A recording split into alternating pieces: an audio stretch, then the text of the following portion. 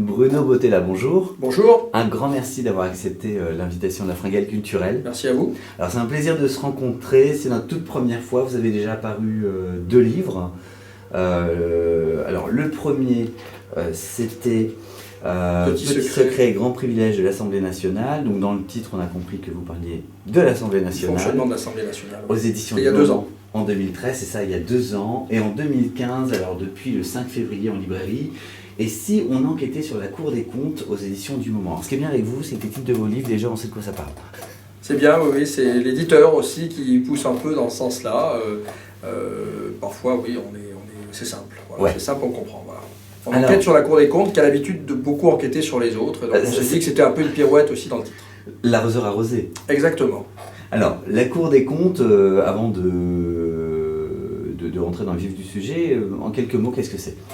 La Cour des comptes, c'est une institution indépendante qui se situe sur le plan des institutions entre le législatif et l'exécutif, donc entre le gouvernement et l'Assemblée nationale, et qui est le juge en fait des comptables publics qui contrôle et vérifie que l'argent public est bien dépensé selon les règles des finances publiques. Voilà. Alors ça nous concerne les Français. Hein. Dès qu'il s'agit de savoir ce qu'on va faire de notre argent... Alors la Cour des comptes ne décide pas de ce qu'il faut dépenser, pas dépenser. Elle est là, je dirais, après la dépense pour vérifier que ça a été dépensé comme il faut, en fonction des objectifs qui ont été... Voilà, elle contrôle, mais elle juge aussi, c'est une juridiction, c'est pour ça qu'on parle de magistrat à la Cour des comptes, elle juge les comptables publics, qui, dans chaque organisme public, administration, déclenche les dépenses. Et la Cour est là aussi pour... Mais cette activité, je dirais, purement juridictionnelle, c'est une infime partie aujourd'hui de l'activité de la Cour des comptes, qui a vu son rôle considérablement élargi, ses missions considérablement élargies.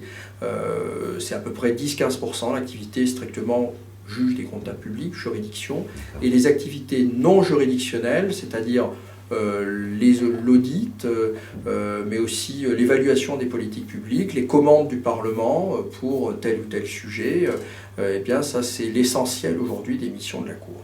Alors justement, pourquoi avez-vous souhaité mener cette enquête ?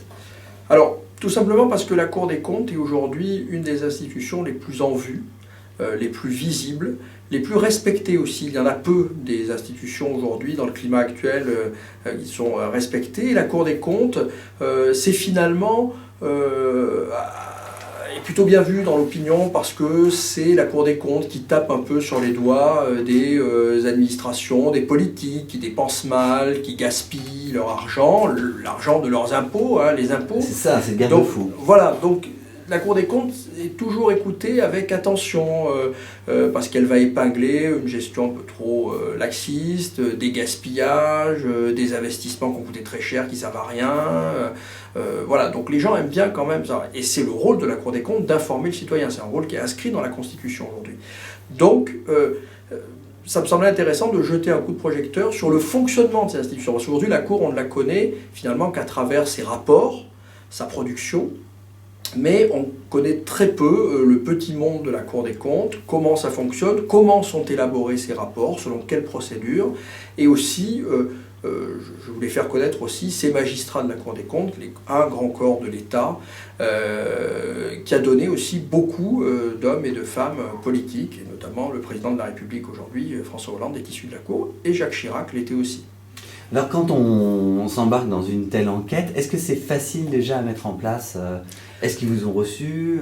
Alors oui, mais je ne dirais pas que c'est facile. J'ai rencontré Didier Migaud, j'ai rencontré beaucoup de magistrats, en gros une quarantaine. Certains ont accepté d'être cités, d'autres se sont abrités derrière le devoir de réserve, m'ont reçu, m'ont dit des choses, mais ont tenu à rester anonymes, off, comme on dit. Donc, de ce point de vue-là, c'est assez facile de rencontrer les magistrats, c'est difficile de les faire sortir de l'anonymat. Après, la Cour elle-même n'aime pas beaucoup qu'on s'intéresse à elle, elle n'a pas l'habitude qu'on parle d'elle. Il y a très peu de littérature, je dirais, sur la Cour des comptes.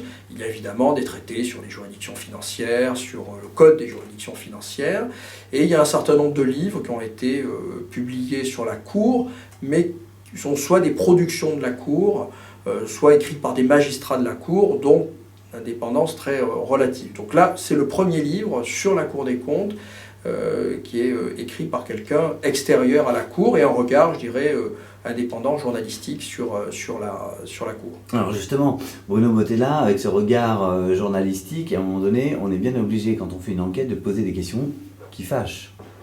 Oui, alors les questions qui fâchent... Moi j'en ai une un peu globale. La première question qu'on vient à l'esprit, c'est quand même la Cour des comptes qui met le doigt pour savoir si un tel ou un tel dépense bien l'argent des Français. La question c'est de savoir, mais est-ce qu'ils sont vraiment irréprochables pour faire cette mission-là?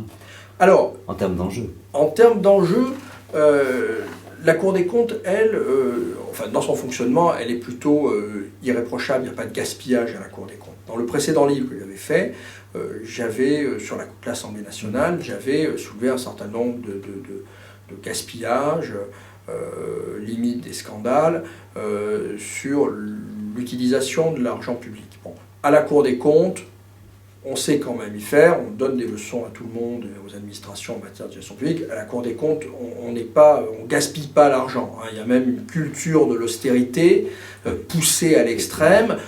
Donc ça, il faut le reconnaître. Il n'y a pas de logement de fonction à la Cour des comptes, y compris pour le premier président. Il y a 2 ou 3 voitures de fonction, mais vraiment très peu. Il n'y a même pas de cantine. Enfin, c'est extrêmement austère. Les magistrats, pour la plupart, partagent leur bureau, ce qui est quand même inconcevable quand on sait qu'à la Cour, on retrouve comme magistrats des gens qui ont parfois exercé des très hautes fonctions dans l'administration, qui ont été directeurs généraux, donc il y avait un cabinet, un chauffeur...